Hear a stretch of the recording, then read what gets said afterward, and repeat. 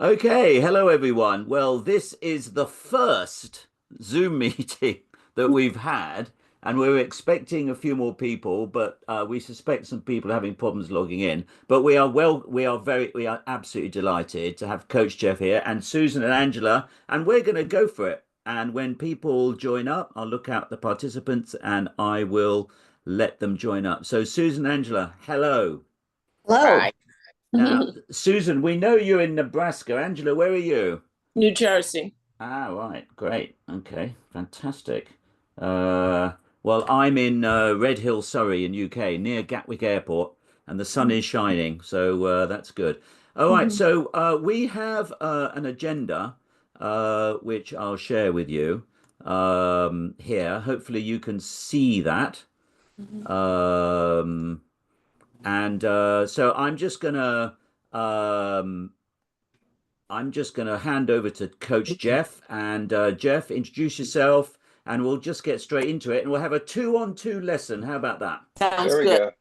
go. Okay, let's do it. Okay, so I am Coach Jeff. I do have a YouTube channel. If and I probably have 55 videos on there. And typically, I teach probably anywhere from 300 to 400 people a year in clinics, and I would say 70% of those are beginners and advanced beginners. So this is right in my wheelhouse. Mhm. I do have a YouTube channel called Limitless Pickleball, and I try to put out content about 3 times a month, and it's all basically things that I see when I watch my students hit the ball, and I see them making mistakes. So what I try to do is basically model what they are doing, and then come up and model what it should look like. Mhm. So it's a nice little reference for you to have. And it's something you can pull up at the court if you're having issues with serving or dinking or stance at the net and stuff.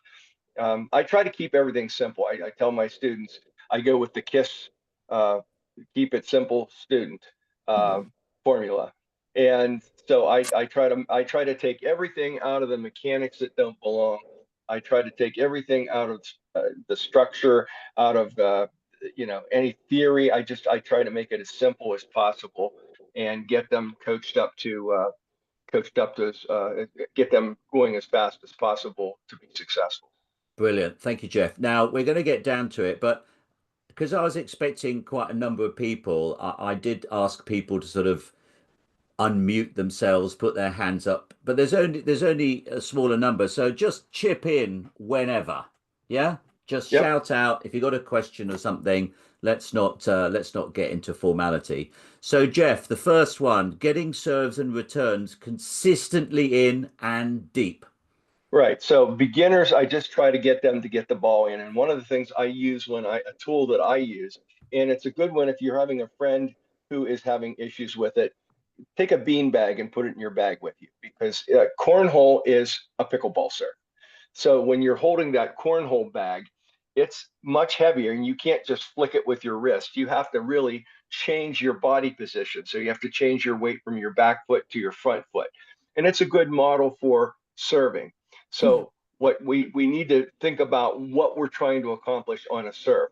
Um, Most people, if you're playing an advanced beginner and you have a very fast serve, you're going to win some points. But the problem is once you get into the intermediate and the higher intermediate ranks, you're going to find that the serve is less and less important as a doubles player.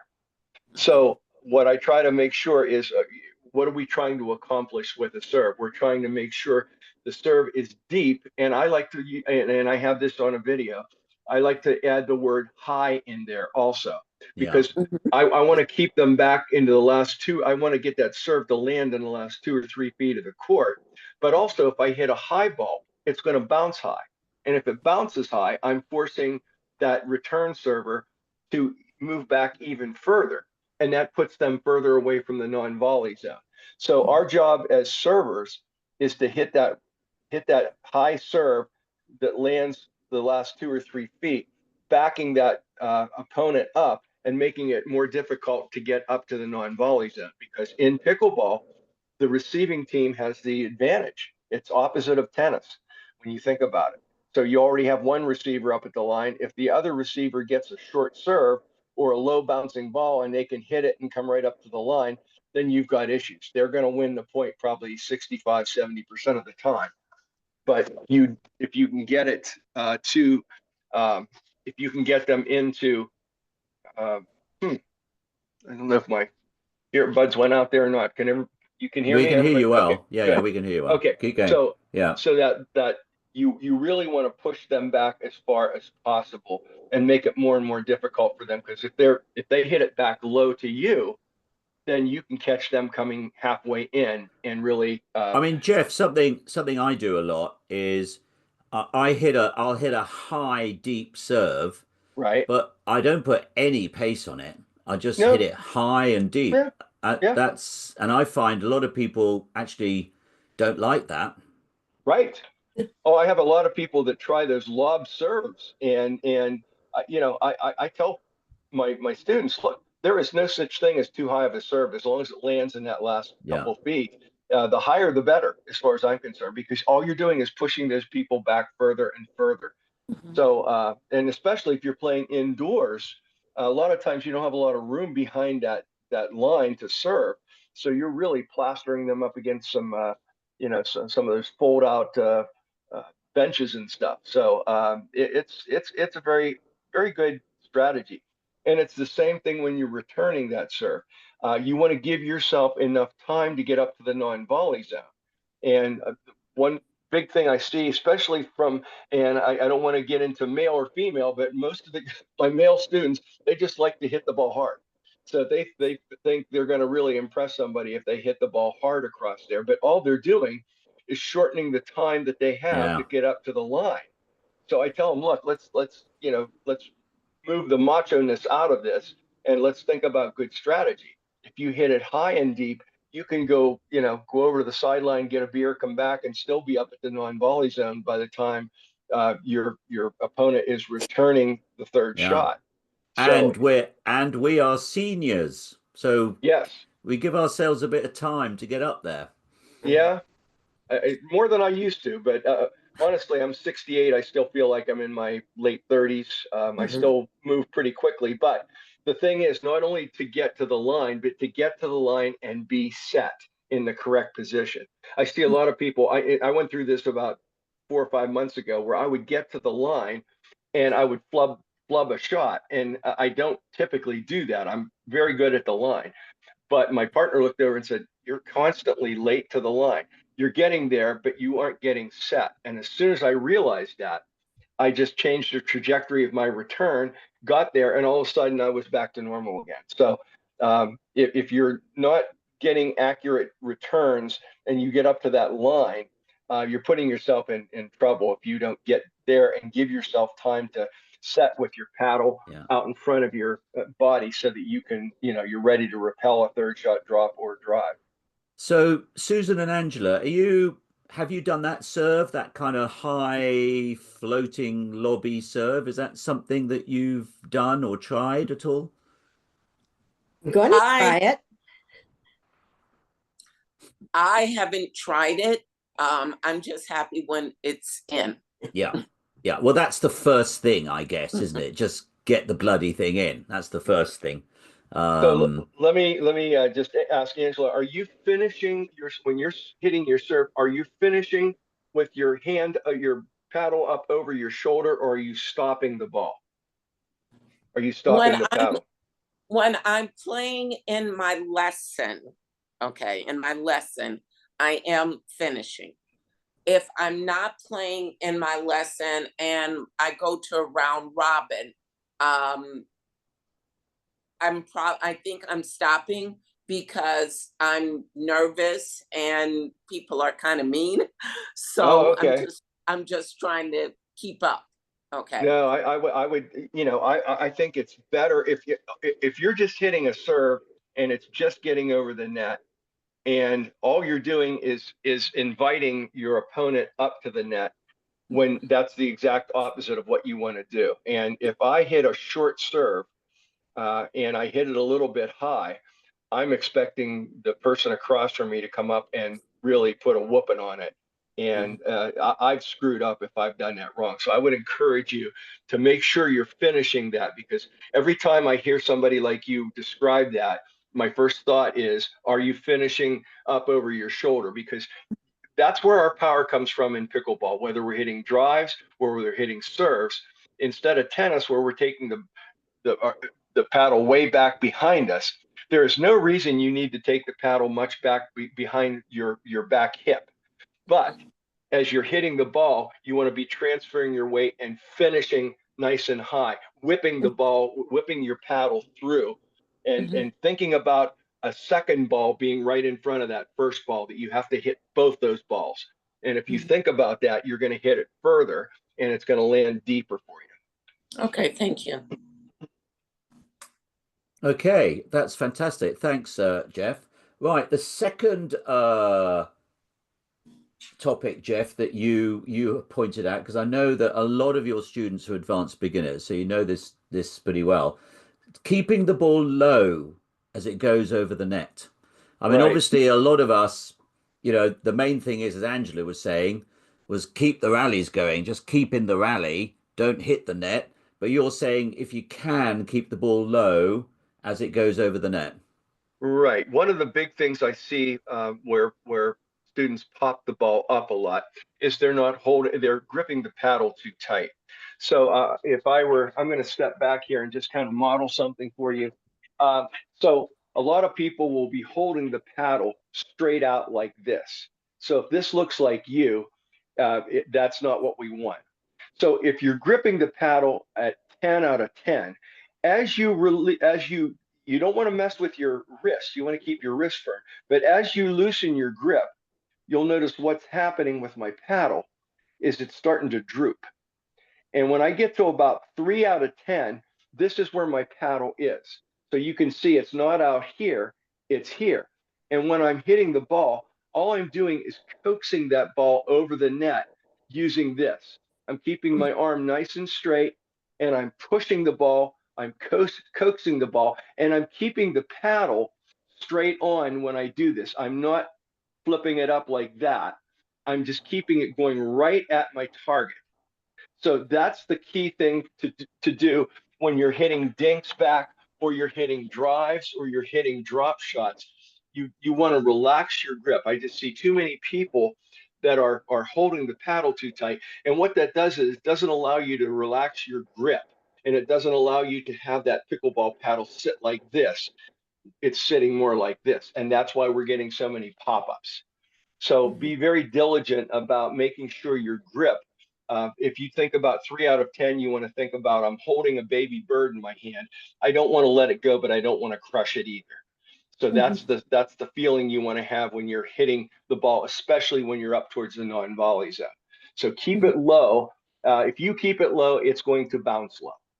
And if you keep it high, it's going to bounce high and it'll become attackable. That's one of the things I get from a lot of students. They'll say, well, Jeff, why are people slamming it at me? And my response always is, what are you doing that is allowing them to slam it at you? Because you're precipitating this by keeping the ball high.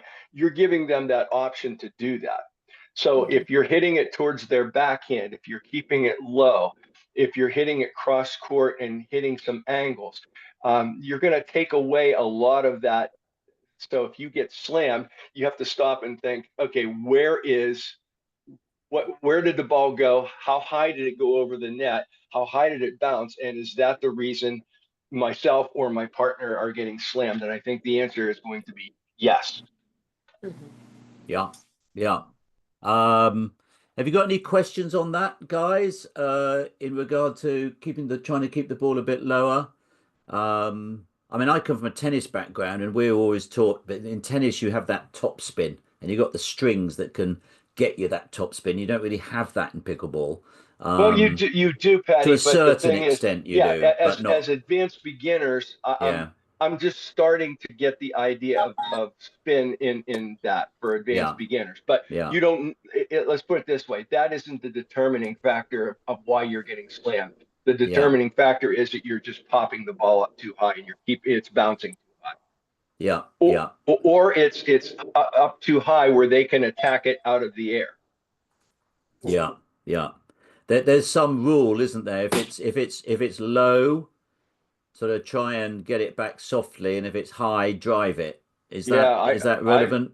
yeah, Does that, so Angela and Susan, does that make sense? If Yeah. you know, um, one of the things I like to say is in pickleball, the currency is time.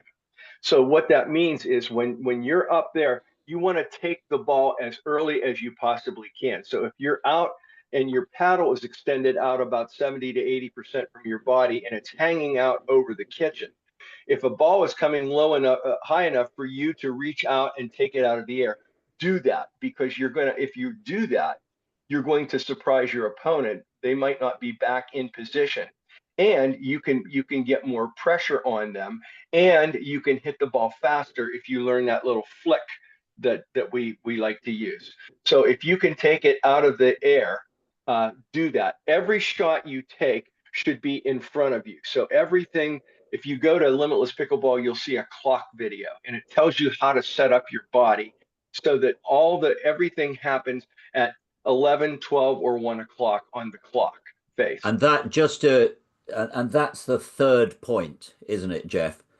Keeping the ball in front for every Oh yeah, shot. So that yeah. that's the third of Yeah. the five, really.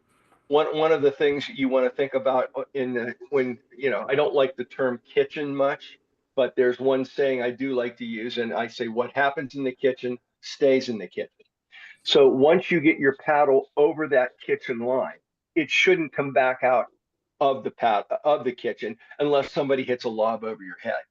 So what that means is you're taking everything early. You're cutting off shots. You're taking them out of the air. You're not allowing your paddle to sag down in front of you by your feet. You're keeping it up in front of you. So what happens in the kitchen stays in the kitchen. Make sure that paddle doesn't leave there. You will. I can't tell you how much that will improve your game just by keeping that ball in front of you. Keeping it relatively close to your feet, as far as in front of your feet, or maybe just to the side on either forehand or backhand. Of course, the further you get the ball away from you, you can't use your legs. You're using your arms, you're using your wrist, you're using all the things you shouldn't use. We want to use our legs for every shot we hit. At my tennis club, there used to be an old fellow. Unfortunately, he passed away now. An old fellow called Derek, and and we used to call him Dancing Derek. And he was on his feet the whole Yeah, time, a yeah. whole time, and he'd get everywhere. And we called him Derek the Crab because he'd like go left and right like that. And Yep, I think that's a real thing in pickleball, isn't it? Just try and get your body in the right spot that rather than is. sort of reaching out like that. I prefer a little bigger step in that, because I think if you're always having your feet moving and somebody hits one with a little extra pace, I Yeah, don't think yeah. you're quite But ready for but it. there's a So, lesson to be learned oh from yeah, we Derek want the to make Crab, I micro think. adjustments so that Yeah. that's the thing that the pros do so much better than the amateurs, including myself, is they don't necessarily have to reach for the ball because they're constantly looking and they're watching paddle faces. So when they look across and they see Anna Leigh Waters and they see the angle of her paddle, they know it's going to come a certain place, and they're already starting to move before she even hits the ball. So Yeah. they're always you'll see them. Everybody says, "Well, the pros don't move very much at all." They don't need to because they read paddles so well. So Yeah. that's something I'm trying to teach myself to do a little So bit better job. we've naturally moved into the fourth area, which is not reaching. Right. So Uh, and I suppose it's footwork, isn't it? oh, it is. Really? And you don't have to move both feet. That's the thing that it's not like you have. So if a ball is reachable with your paddle, and if you're sticking your arm out here and you can reach that ball with your paddle, all you have to do is so if you're right-handed and you have a right-handed, you're in the right paddle, you can keep your left foot in the same place, just stretch out your right foot and then take that ball right next to your right foot, as opposed to reaching out your arm and flicking it with your wrist, because we want to use our legs are our bestest friend. They just really are. and we want to use our legs to hit any shot we hit. We are everything, our power, our compact swing. If you're using your legs, they're your biggest muscle, and if you're using your legs, you can use a smaller swing to get the same thing. And of course, that really helps you being a lot more. It concentrates you a lot more. It makes you consistent a lot quicker. So Susan and Angela, how are you with this small swing? Oh, I think we've lost Jeff. I don't know how that happened. How are you with this small swing? Because I come from a tennis background and I used to bring my hand all the way back and just that kind of up to your hip and push. Are you managing that okay? I am not. I'm working on that. I used to play tennis years ago. Not that I was ever very good at it, but I did. So I'm trying to have a shorter swing. I'm trying, like, when I start. Well, my serves, I'm doing it a little bit better, but I'm trying to come not to go further than my hip. Yeah. Hello. Yeah. Yeah. Okay. Yeah. Am I Yeah, you're back? back. Okay. Yeah. My earpiece fell out, and all of a sudden the join meeting is what? Don't worry. It happens. Okay. You All must right. have pressed a button somewhere. I was just asking Angela and Susan about backswing, and Angela was saying she's pretty good. She sort of comes from the hip rather than the likes of me as a tennis player with a big swing. No, I'm not saying that I'm pretty good. I'm saying that I'm trying to be conscious Yeah. to not go further than my hip. So Yeah. I'm working on that, but I know it's in my brain. So Yeah. I guess it'll Good. get in my body soon. Good. Good. So when you get on court, just rec play or whatever, do you sometimes think, oh, I'm gonna enjoy myself and have fun, but I'm just gonna think about one thing. This is what I do if I'm in rec play. I think, okay, I'm just gonna I'm gonna really focus on my backhand dink or something, and just really try and get that working. Do you do that when you're sort of out and about? Yeah, I try when I'm kind of getting all over the place, and I just kind of try to slow down and aim to hit it down the middle on the other side, because then sometimes they can't decide who's going to take it. Yeah, yeah. I don't know what Coach Jeff thinks, but I sort of think if in doubt, put it down the middle. You Oh know, yeah. Yeah, you there's know. just no I mean, that's the whole thing, and this is one of the this brings me to another heading, but it really ties in with what we're talking about. Is that's where I have my beginners. I teach them to run up, and I call it pinching the middle. I want to be able to touch paddles in the middle because that's the place everybody hits it to. When you think about Yeah, 36 inches on the outside, 34 in the middle, and then you think about that, if you hit it down the middle, you're not going to hit it out right or left. So it's certainly the safest place to hit. And when you're hitting it to the middle, you're also taking away angles. yeah, Pickleball is a game of angles. That's all it is. If you hit it down extreme right side, what you're actually doing is creating more angles for your opponent to hit the return. So if you keep it in the middle, you keep more of about a 90-degree yeah, shot as opposed to maybe 135 degrees when you're hitting it down the yeah, sideline. yeah, So the middle is what's the down the middle solves the riddle. It is yeah, and you get people looking at each other like, well, I thought you had that. Well, you didn't yeah. call it. I thought So My the middle's always good. my old dad always used to say in tennis, which is similar to pickleball, is if you get the chance, hit it down to their shoelaces. Oh yeah, That's what he said. So, if the ball's, I suppose, is a little higher over the net, you can volley it. Doesn't have to be hard, down the middle or down to their shoelaces. It's great, yeah. it's never fails. Yeah, one of the things I try to do when I'm hitting drop shots is, especially if I'm hitting a drop shot from back towards the baseline, is I'm trying to land it in the kitchen. But the bottom line is all I want to do is make sure I see their paddle disappear below the net. If Yeah. their paddle goes down below the net, it's not that they can't attack me, but they can't attack me ferociously.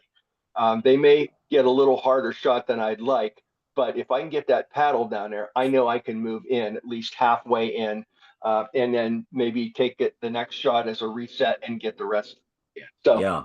that Yeah. appetite for I think that might be even number 5, the appetite for the non-volley zone to get up there. It is huge. Yeah. The team that holds the non-volley zone and moves the other team away from it is going to win the point. I mean, Yeah. Yeah. all things given equal, that's what's going to happen. So Right. you really got to make sure you get up to the non-volley zone. Okay, guys.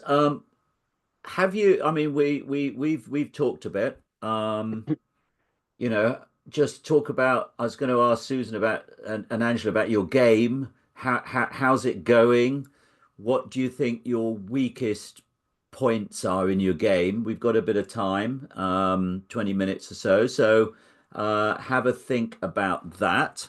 Uh, Sorry, I think my computer's just about to run out of juice. If I run out of juice, Jeff will take over. That's fine.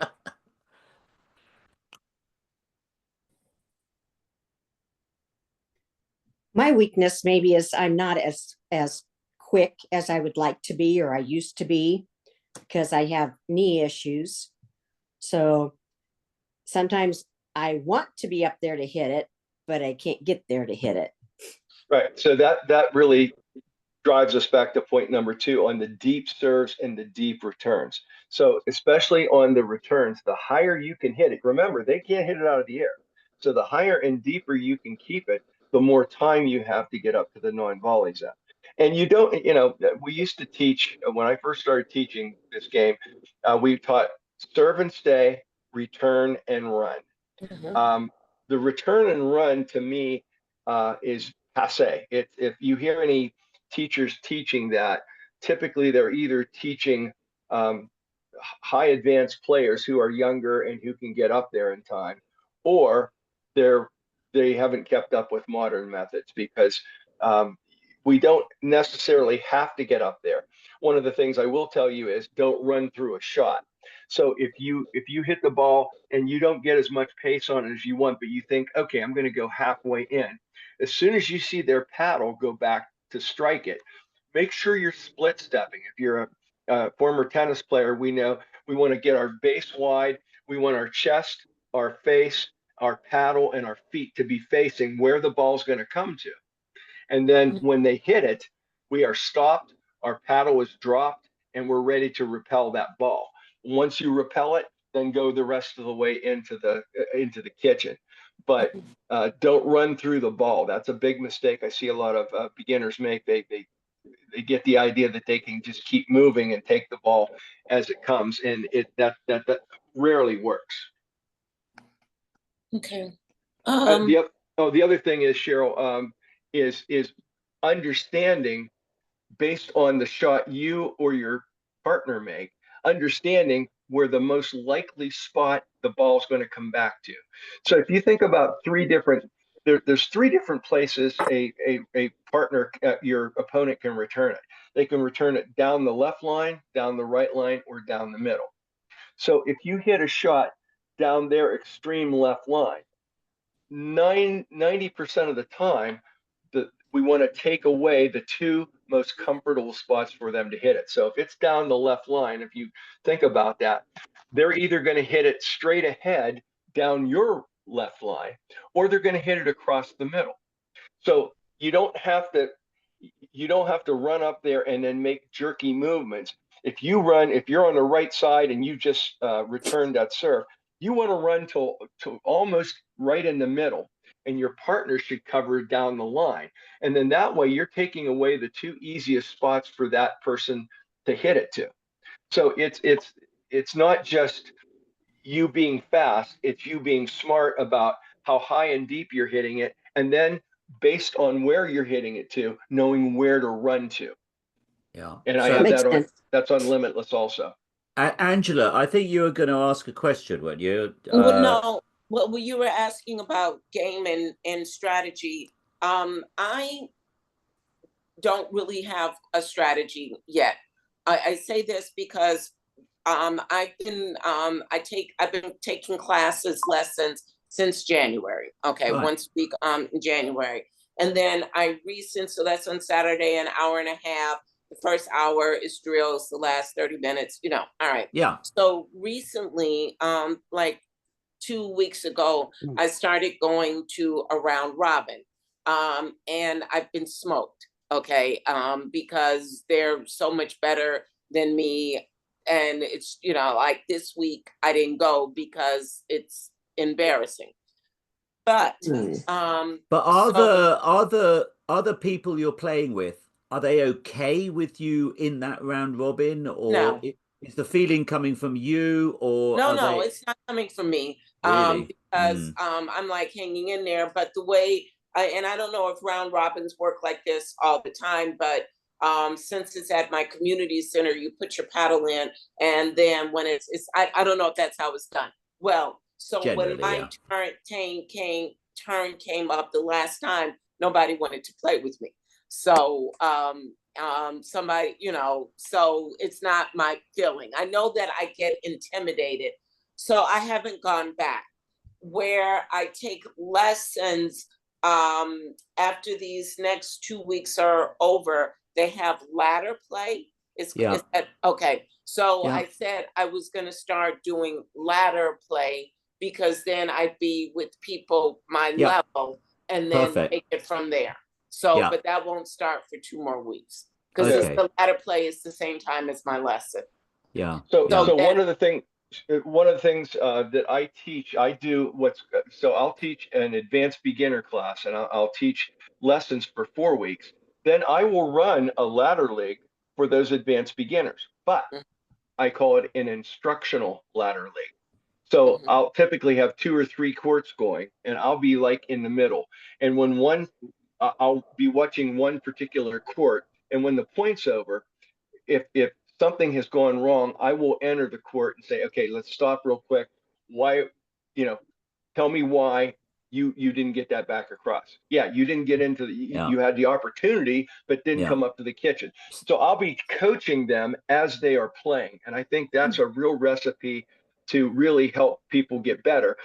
You just said you really don't have a strategy, but if you had somebody doing that, and you may want to suggest that to a local person who is running that, there might be an opportunity for somebody to come in and teach while you're playing in the ladder league, because That would be good. Do you think that might happen, Angela, where you are, where they do have what's called guided open play. I guess that's what that would be, but it's not. I mean, I work full time. I'm just kind of in transition right now. So the only times I can go are in the evenings and on Saturdays, and all of the guided open play is during the day.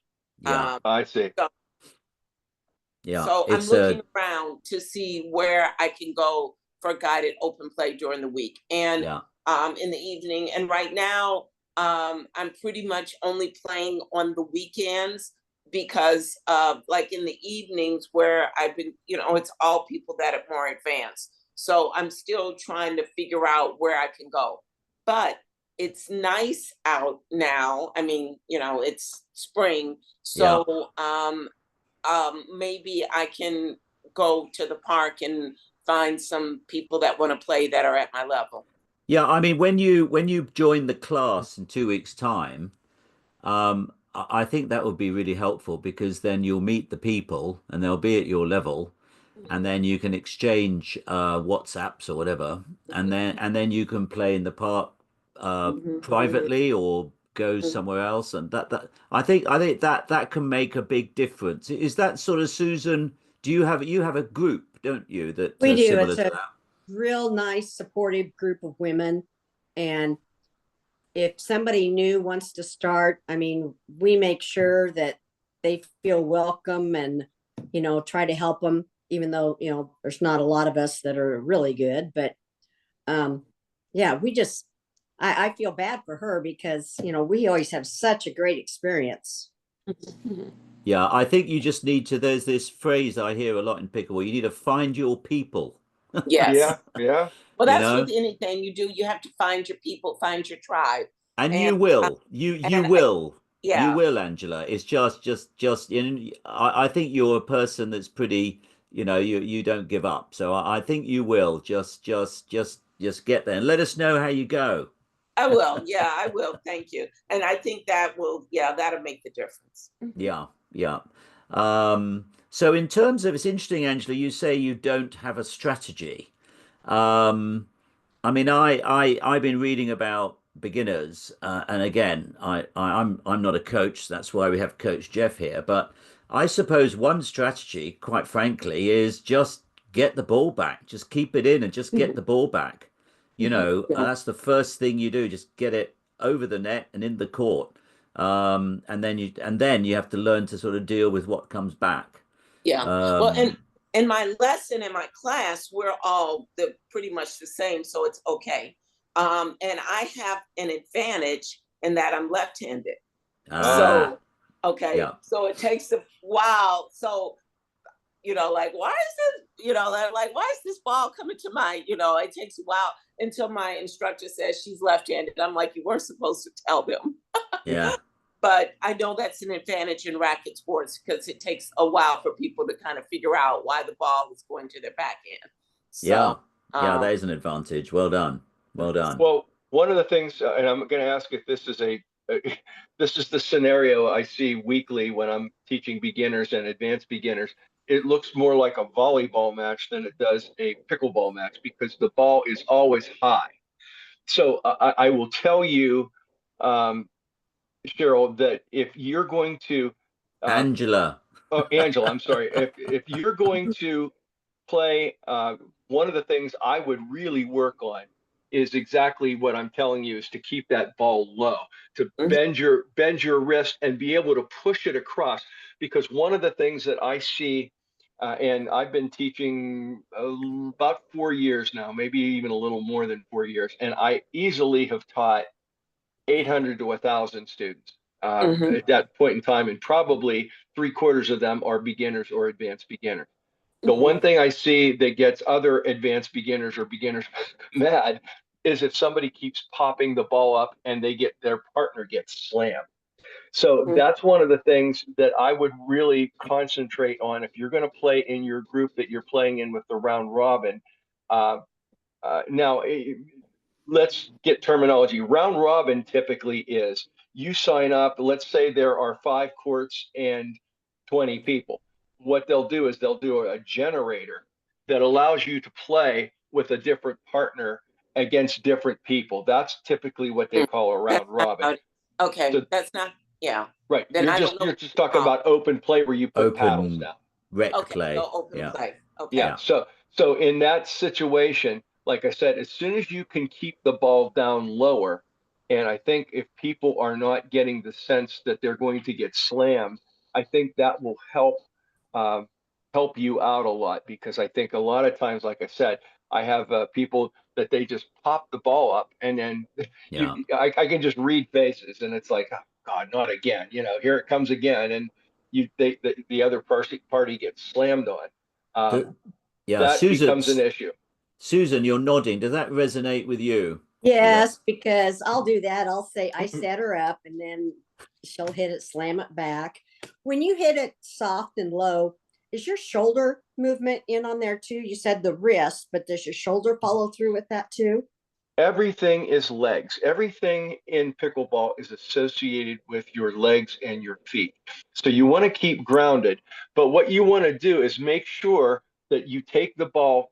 One of the biggest ways you can keep the ball low is to take the ball at apex. I see a lot of people, if it hit At low, it? You mean at its height? yeah, at its maximum height. A lot of people will try. I call it a short hop dink, or I call it a badump, where it hits the ground and you go badump, and they try to hit it back up. That's a recipe for hitting the ball high. So if you let it bounce, or better yet, if you can take it out of the air and just push it back, you're going to keep the ball a lot lower than you normally do. But your shoulder if you think about physics, your shoulder is a fulcrum. It's just a starting point, and everything emanates from that. So I use the terminology legs, torso, shoulder, elbow, wrist. So what that means is that all your power and all your finesse come from your legs. Because if your knees are bent at all time, and when you're going down for the ball, if you go down with your knees, I call it reaching with your knees. You're not going to reach with your paddle. You're going to reach with your knees. And as your knees come up, your paddle comes up with it. You don't have to move your paddle hardly at all because your legs are doing all the work for you. So if you're bending down and picking up with your knees, your legs are what's doing the work. And that's going to be your bread and butter for every pickleball shot that you can, but especially in dinking and in keeping that ball low.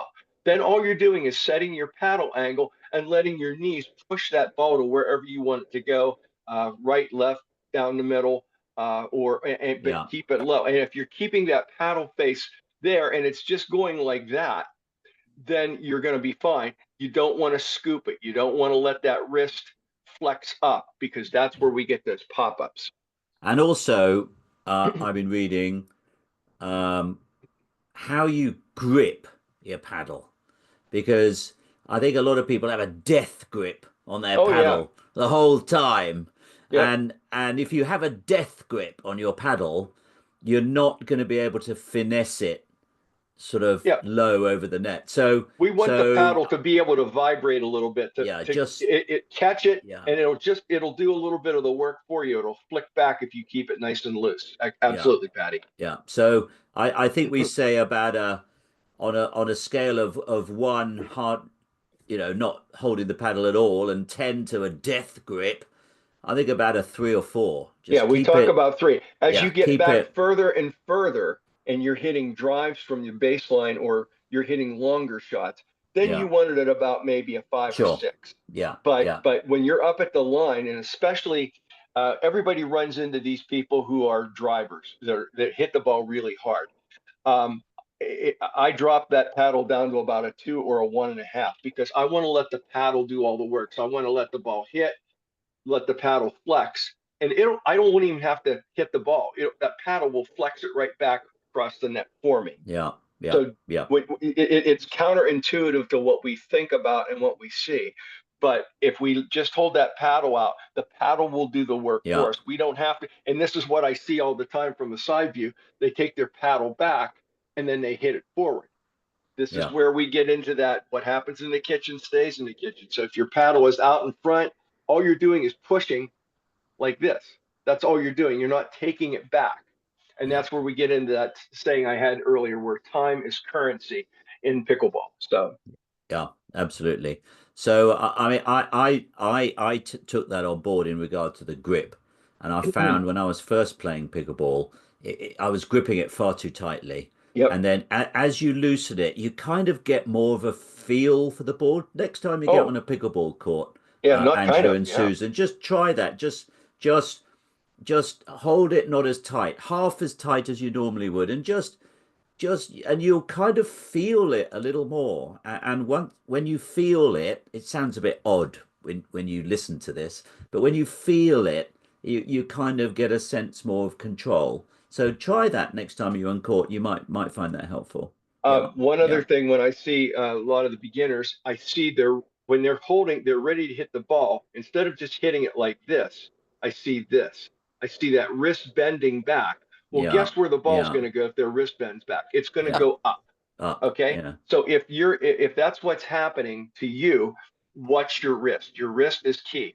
So if you think about a ball coming over high to you and you want to hit down on it, the easiest thing I can think of is high-fiving someone. So when you high-five someone, you don't high-five them up here, you high-five them out here. So when you have your paddle out here and it's just a straight line like that, and all you're doing is pushing your paddle down, not your wrist, your paddle from your elbow. That's when you can put a nice little power on it and hit it down, as opposed to letting this wrist flex back and then pushing it up in the air and making that volleyball situation again. Yeah, absolutely. Okay, brilliant. Well, listen, guys, we're coming up to the hour. I know people are busy. We've got lots of things to do. I just want to say thanks so much for this is the first Zoom meeting that we've had on Senior Pickleball Tips. So, thank you to both of you for Thank you for doing- participating. Thank you for doing this. Yeah, this Oh. is Hey, and I- great. Yeah. Okay. Did you find it helpful? Would you find it helpful? Absolutely. Yeah. Great, great. These what I learned to my lesson tomorrow. Good. Take it to tomorrow. Great. So, Well, hey, one of the things, Patty, I would tell them if you found it resourceful, go on Senior Pickleball Tips, and just say that, because Yeah. we're trying to get more and more people. I'm hoping this is of help to people, and if it helped both of you, I'm sure it would help other people too. Yeah. So Yeah. it's go on Senior Pickleball Tips, say, hey, I just got off a Zoom call with Patty and Jeff, and man, a lot of good stuff we talked about. And if you don't get on the next one, you're missing out. Something along those lines. That That would be would great. Yeah. Okay. Will do. Okay, fantastic. So listen, just yeah, I was going to say that, yeah, if you could do us a real big favor, just get on the group sometime next couple of days and say, look, it was really helpful. That would be great, because we're hoping to have a few of these. We'll probably have another 3 or 4 to test it out, and hopefully we'll get a few more participants, and we'll take it from there. So thank you so much. It was great to meet you both. Thank you so much. After my lesson tomorrow, I'm gonna keep that grip strong. I'm gonna high five my volley. Yeah. Yeah. And so we'll see what happens. Yeah. Good. One of the things I would like to do for the future ones is, now that the weather is changing, I could just put out and get a friend of mine to be on the other side, and I could model and demonstrate shots Yeah. That would at be an good. actual court. That would be So, great. yeah, That would so be I really think we'll great. try to do that the next Yeah. couple times. That Yeah. would be great. So anyway, hopefully we'll see you again on one of these. But thank you so much for joining us. Thank you very Um, much. Thank you. And yeah, it's been really, really nice to meet you. And take good care. Okay, All right. definitely. Goodbye, All right, everyone. everyone. Okay. All right, you Bye. take care. Bye Okay, for bye-bye. now. Bye, Bye. bye, bye.